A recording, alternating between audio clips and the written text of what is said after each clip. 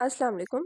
हम लोग new ninth chemistry chapter 2 का लेक्चर नंबर 4 देख रहे हैं, जिसमें हम लोगों ने जो आज टॉपिक डिस्कस करना है वो हमारे पास है डिस्कवरी ऑफ न्यूट्रॉन। इससे पहले हम लोगों ने डिस्कवरी ऑफ इलेक्ट्रॉन और प्रोटॉन को देखा और हम लोगों ने ये जाना कि किसी भी एटम के इलेक्ट्रॉन और प्रोटॉन जो है वो फंडामेंटल पार्टिकल्स हैं जो हर एटम में पाए जाते हैं। आज हम लोगों ने न्यूट्रॉन की डिस्कवरी देखनी है और ये देखना है कि ये किस तरह से एटम के लिए इम्पॉर्टेंट है। Later on in 1933, another particle neutron was also discovered. वो कहते हैं कि बाद में 1933 में एक और जो है पार्टिकल जो है डिस्कवर हुआ था which is known to carry no charge, जो कि जिस पे कोई चार्ज नहीं है, वो इस लिहाज से जाना जाता था। The mass of neutron is almost the same as that of proton. उसके बाद वो कहते हैं कि न्यूट्रॉन का जो मास है वो बिल्कुल उतना है जितना कि हमारे पास प्रोटॉन का मास होता है। तो अब तक हम लोगों ने देखा था कि इलेक्ट्रॉन पे नेगेटिव चार्ज था, प्रोटॉन पे पॉजिटिव चार्ज था, लेकिन अब जो न्यूट्रॉन है इस पर कोई चार्ज नहीं होता, ये न्यूट्रल होता है। उसके अलावा अगर हम इसके मास की बात करें तो इसका मास एज इट होता है जितना कि प्रोटॉन का मास होता है। नेक्स्ट वो बात करते हैं कि दीज थ्री पार्टिकल, कौन से three particle, electron, proton and neutron, were given the name fundamental particle. अब वो कहते हैं कि इलेक्ट्रॉन, प्रोटॉन और न्यूट्रॉन को जो है फंडामेंटल पार्टिकल मतलब बुनियादी जो है जुज़्व करार दिया गया है किसका, एटम का। Are shown to be present in all atom, जो कि तमाम एटम्स में पाए जाते हैं। लेकिन यहाँ पे एक एक्सेप्शन है, एक्सेप्ट ऑर्डिनरी हाइड्रोजन, सिवाय ऑर्डिनरी हाइड्रोजन के, आम हाइड्रोजन के, which does not have a neutron. मतलब ऑर्डिनरी हाइड्रोजन में जो है न्यूट्रॉन नहीं पाया जाता, उसके अलावा तमाम एटम्स में जो है न्यूट्रॉन पाए जाते हैं। नेक्स्ट वो बात करते हैं कि irrespective of the fact that these atom behave very different from one another। उसके अलावा वो कहते हैं कि ये एटम्स जो होते हैं वो मतलब मुख्तलिफ एटम जो होते हैं वो एक दूसरे से मुख्तलिफ बिहेव करते हैं। It was how ever also shown that the number of these particle is different in different atom. अब वो कहते हैं ये भी देखा गया है कि मुख्तलिफ एटम्स के अंदर इन पार्टिकल्स की नंबर भी मुख्तलिफ हैं। जैसे फॉर एग्जांपल अगर हम बात करें हाइड्रोजन की, तो हाइड्रोजन में एक इलेक्ट्रॉन होता है और एक प्रोटॉन होता है, उसके अंदर कोई न्यूट्रॉन नहीं होता। लेकिन अगर हम हाइड्रोजन के बिल्कुल नीचे ही लिथियम पाया जाता है, तो लिथियम के अंदर नंबर ऑफ इलेक्ट्रॉन और नंबर ऑफ प्रोटॉन डिफरेंट हो जाते हैं। तो यही बात वो कर रहे हैं, वहाँ पे उसके अंदर जो है 3 इलेक्ट्रॉन्स होते हैं और 3 ही प्रोटॉन होते हैं, जबकि हाइड्रोजन के अंदर एक है। तो इसी तरह से वो कहते हैं कि डिफरेंट एटम्स के अंदर डिफरेंट पार्टिकल के इन पार्टिकल के डिफरेंट नंबर्स जो होते हैं वो मौजूद होते हैं।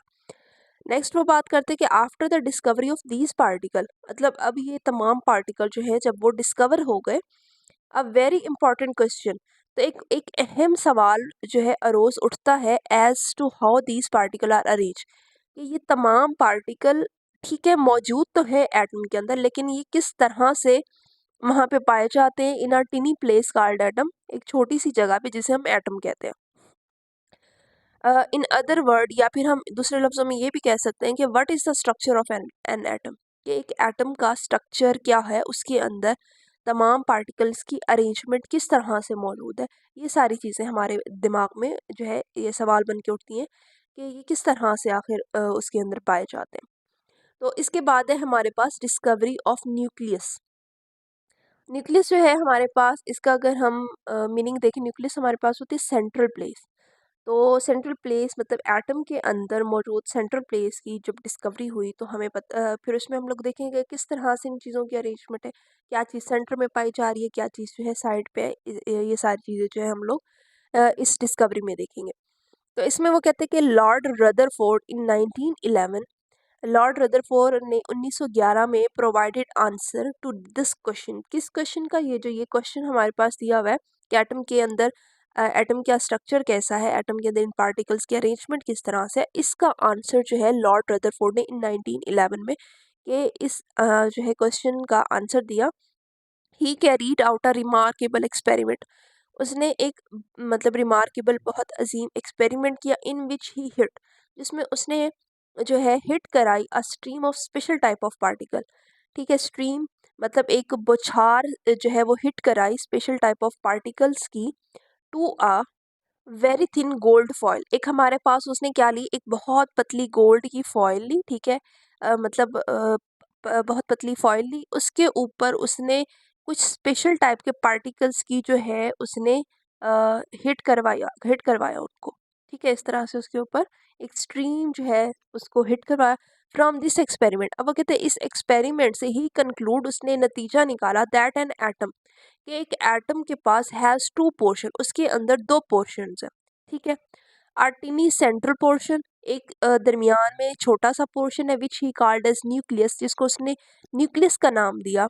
एंड अब रिलेटिवली लार्ज एरिया, और एक उसके इर्द गिर्द जो है वो बड़ा एरिया है सराउंडिंग जिसने उसको घेरा हुआ है, which he called extra nuclear portion, जिसको उसने एक्स्ट्रा न्यूक्लियर पोर्शन का नाम दिया।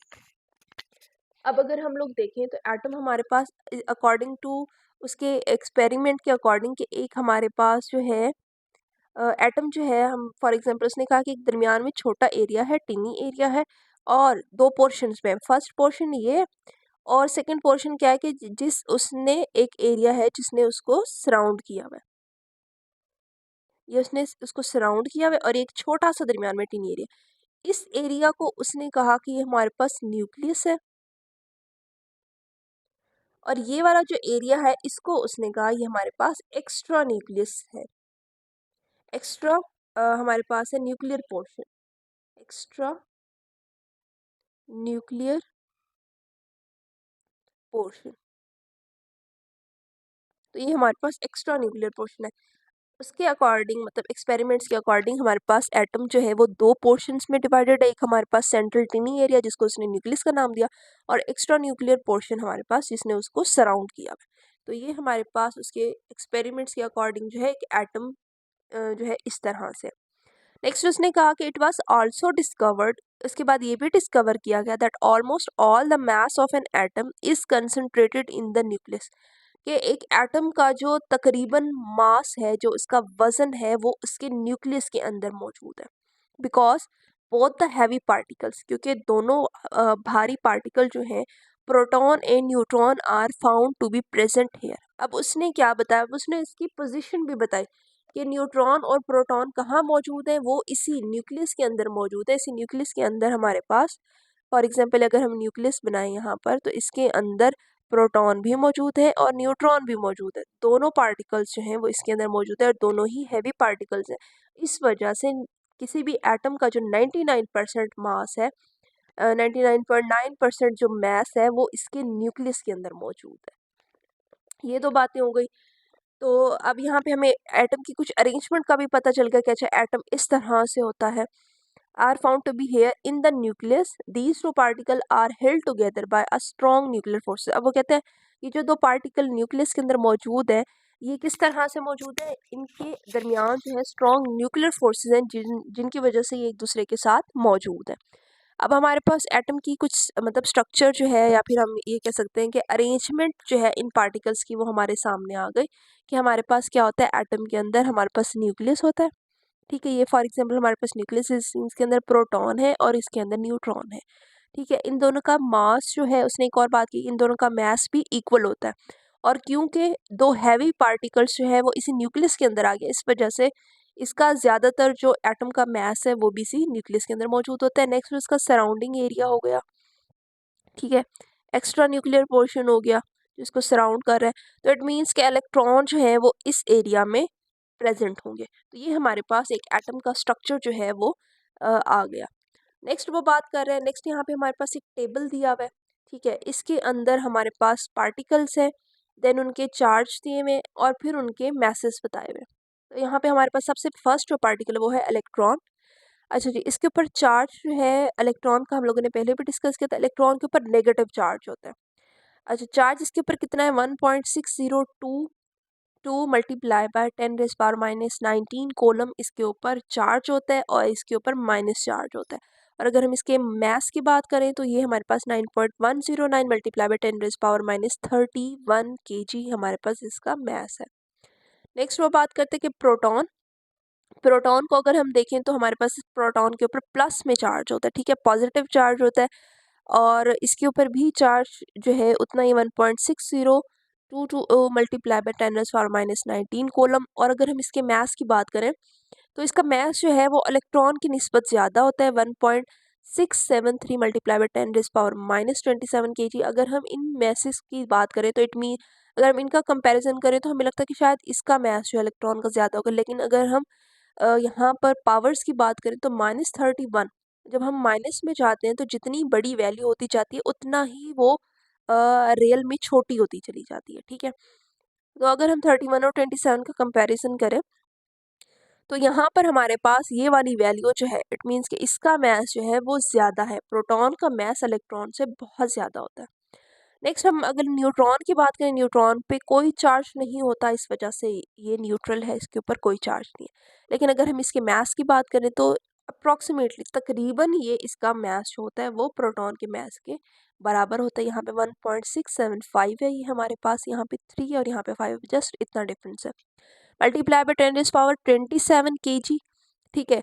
तो अब इन दोनों का मैस जो है वो तकरीबन इक्वल है और इनका मैस है भी ज़्यादा, इस वजह से इनके मैस के ज़्यादा होने की वजह से और दोनों पार्टिकल ये न्यूक्लियस के अंदर मौजूद है, न्यूक्लियस का मैस जो है वो ज़्यादा होता है। यहाँ पर एक हमारे पास इंटरेस्टिंग इन्फॉर्मेशन भी उन लोगों ने ये चीज़ बताई हुई है कि although the nucleus is less than 100,000 of size of an, अगर वो कहता है कि हम न्यूक्लियस के साइज की बात करें तो ये हमारे पास अगर हमारे पास एक एटम है तो ये उस एटम का 1/100,000 मतलब 1, अगर हम उसके एक एटम के 1 लाख पोर्शंस में उसको डिवाइड कर दें तो उसका एक हिस्से से भी कम में जो है जो हिस्सा होगा उतना साइज होता है एक न्यूक्लियस का, ठीक है। But it contain more than 99% of mass of, अगर हम इसके मास की बात करें कि इसका वजन कितना है न्यूक्लियस का, तो ऑलमोस्ट ये 99.9% ऑफ मास रखता है एक एटम का। मतलब एक एटम का जितना भी मास है उसमें से 99.9% मास किसका होगा, न्यूक्लियस को होगा। रेस्ट ऑफ 0.01% जो मास होगा वो होगा सराउंडिंग जो उसका होता है।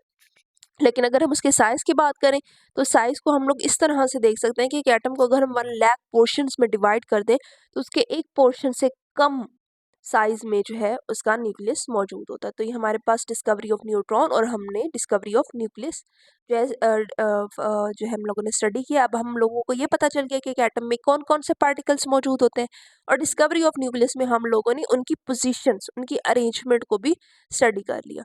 और उसके अलावा हम लोगों ने इनके चार्ज और मासेस भी देखे हैं। ये हमारे पास जो है एमसीक्यूज़ के तौर पर इम्पॉर्टेंट है। एमसीक्यूज़ में मतलब ऑब्जेक्टिव में ये सारी चीज़ें पूछी जा सकती है। तो इस तरह से हमारा ये टॉपिक कंप्लीट हो गया। एटम के फंडामेंटल पार्टिकल्स जो है हम लोगों ने जो है उनको अच्छी तरह से स्टडी कर लिया।